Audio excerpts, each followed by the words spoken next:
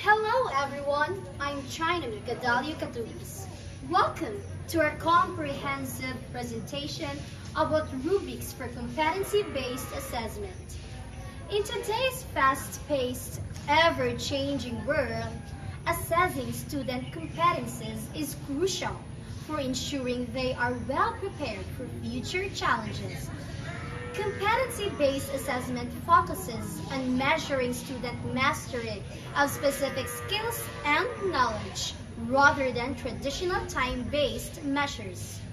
Rubrics are a key component of this approach, providing clear, standard-based tools that define expectations and guide assessment.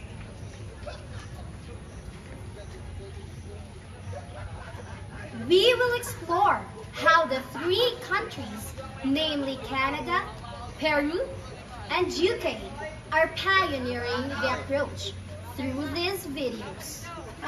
Creating effective rubrics. Assessing student learning in an accurate and consistent way can be a challenge for instructors, especially as student learning takes a step towards being more remote and online. Whether used in online classes or in person, rubrics are helpful tools while assessing student learning for a number of reasons. Namely, rubrics are helpful for both the students and the instructors as they provide guidance on what evidence is required in order to be successful in an assessment. In this video, we will discuss, so what is a rubric? A rubric is an assessment tool that clearly indicates achievement criteria across all the components of any kind of student work, from written to oral to visual.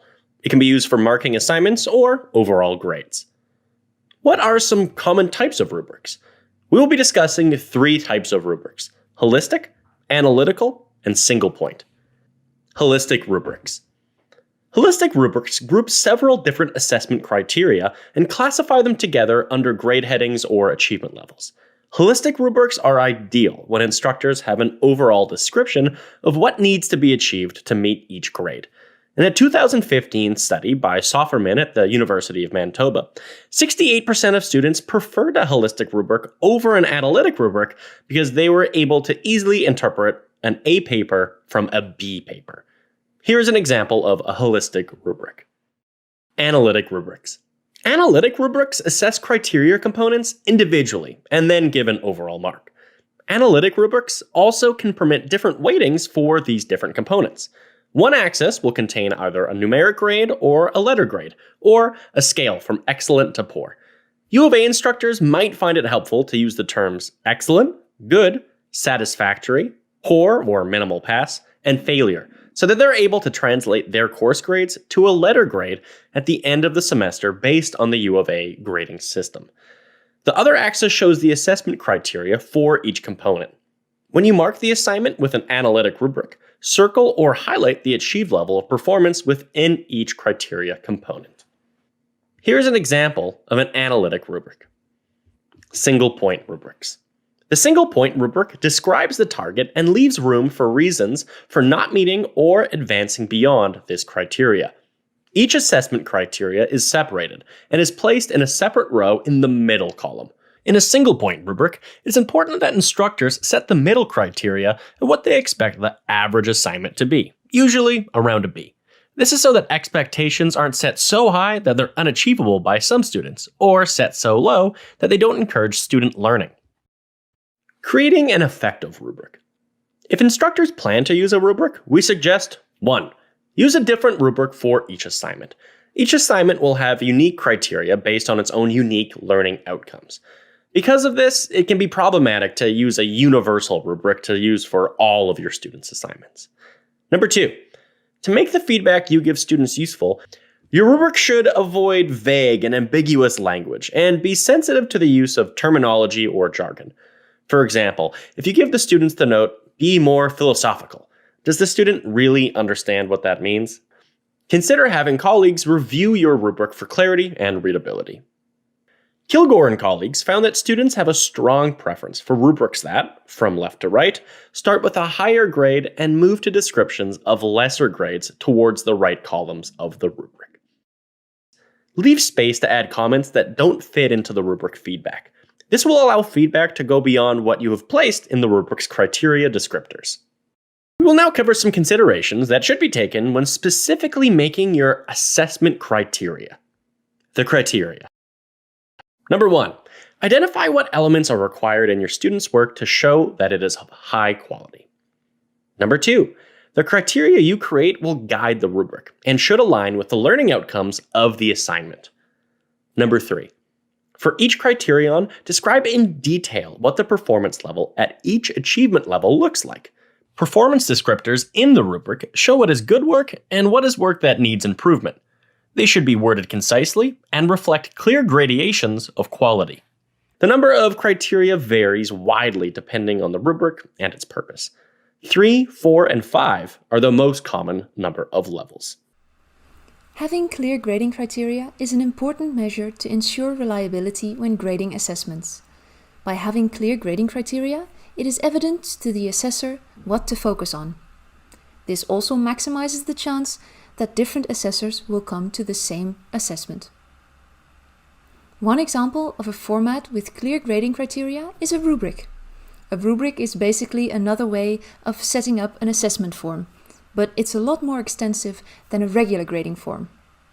A rubric is an assessment matrix with grading criteria in the rows and levels in the columns.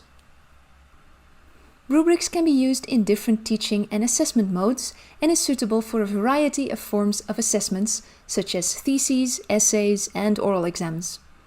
It is important to note that rubrics can be used both in a formative way, for instance by providing feedback on a chapter of a thesis, and in a summative way, to give insight into how the final grade was constructed. Using rubrics, it is important to note that rubrics can be used both in a formative way, for instance by providing feedback on a chapter of a thesis, and in a summative way, to give insight into how the final grade was constructed. Using rubrics can enhance the reliability and transparency of the assessment. We will show 3 forms of rubrics and discuss their benefits and downsides. The 3 forms are analytic, holistic, and single-point rubric. For those of you who are familiar with rubrics, the analytic rubric probably is the one you know. An analytic rubric breaks down the characteristics of an assignment into smaller, separate parts, allowing the scorer to itemize and define exactly what aspects are strong and which ones need improvement. The creator of the rubric can choose the categories for each column. For instance, one can use labels, points, grades, etc. Just make sure that this is in line with OCASIS. The designer can choose to have one insufficient column or make distinction between the insufficient scores. When constructing an analytic rubric, we advise to have the columns with the highest level on the left side and the lower on the right side. Studies show that students won't always read the entire rubric, but they do read the first columns. So writing down what they should do for a higher grade there is beneficial. Some of the benefits of the analytic rubric are: it gives students a clear picture of why they got a certain score. It's clear for the assessors who use the rubric how to assess the assignment. And a lot of the feedback is already written in the cells. This saves time when grading. A few downsides to the analytic rubric.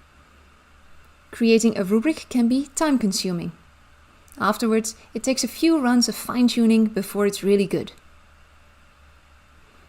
An example of an assessment for which the analytic rubric is a good method is a thesis or other written assignment. A holistic rubric is the most general kind of rubric. It lists 3 to 5 levels of performance in the columns, along with a broad description of the characteristics that define each level in the row. The main advantage of a holistic rubric is that it's easy on the teacher, in the short run anyway. Creating a holistic rubric takes less time than the other forms of rubrics. And grading with a holistic rubric is faster too. The teacher looks over an assignment and gives one holistic score for the entire assignment. The main disadvantage of a holistic rubric is that it doesn't provide targeted feedback to students, which diminishes the chance that they will learn much from the assignment. a holistic rubric is a good method for pitches, short presentations, or assignments.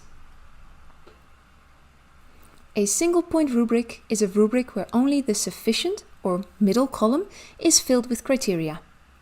It is in some ways similar to an analytic rubric because it breaks down the components of an assignment into different criteria in the rows.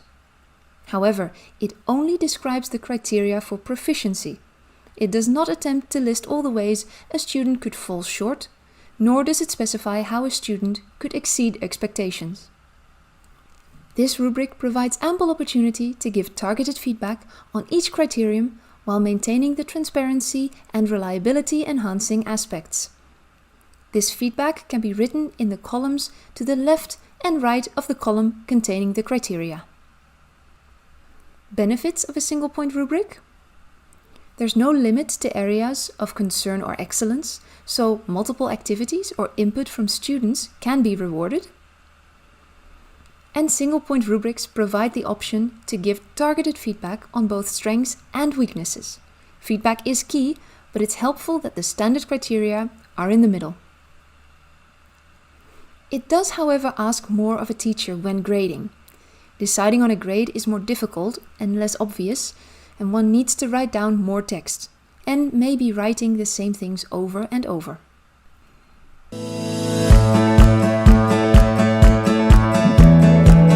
Assessment.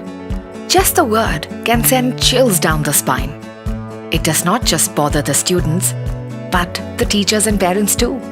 Assessments for decades have been rote-based, with very little focus on understanding or application of concepts. These may have served the needs of the past, but they are inadequate for the skills needed in today's world. The world has evolved significantly. So should the learning and assessment in our schools.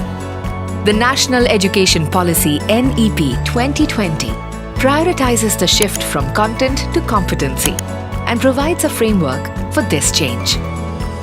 In partnership with CBSE, the British Council presents the Competency-Based Assessment Framework. Now, using this framework, teachers will be able to provide greater flexibility in the learning process, focus on students' knowledge, skills, and understanding, test higher order skills. Not only does it support students, but it also extends professional development for teachers as well as assessment designers. To drive this revolutionary shift, the British Council has curated a comprehensive resource bank that acts as a step-by-step guide to implementing the new assessment framework. All you have to do is log into cbseacademic.nic.in. Here, you'll find a host of resources. You can access the learning ladders, which map the syllabus content for classes 6 to 10 for English, Maths, and Science. Assessment specifications for each subject with objectives and test structure. Model questions on how to assess competencies. Question banks to help you locate the appropriate questions. A bank of lesson plans to drive competency-based education in classrooms. And tutorial videos to help you produce effective assessments. As you plan your class tests, you can use the Learning Ladder to identify the content, skills, or topics you wish to cover from the NCERT curriculum or CBSE syllabus. Then, take a look at the assessment specification, which describes how to create an assessment and evaluate skills. You can create tests by selecting relevant questions from the question bank, or use the question bank for end-of-topic tests and in-class worksheets. Focus on competencies means your teaching will become more interactive and individualized, with more time for higher order thinking skills. That is why the sample lesson plans are available online to prepare you exactly for this and much more. Simply download these resources and use them creatively in your class. Have you noticed? The transformation towards competency-based teaching, learning, and assessment practices has begun. Go to cbseacademic.nic.in today. Start downloading and using these resources to make it a meaningful and positive learning experience for all.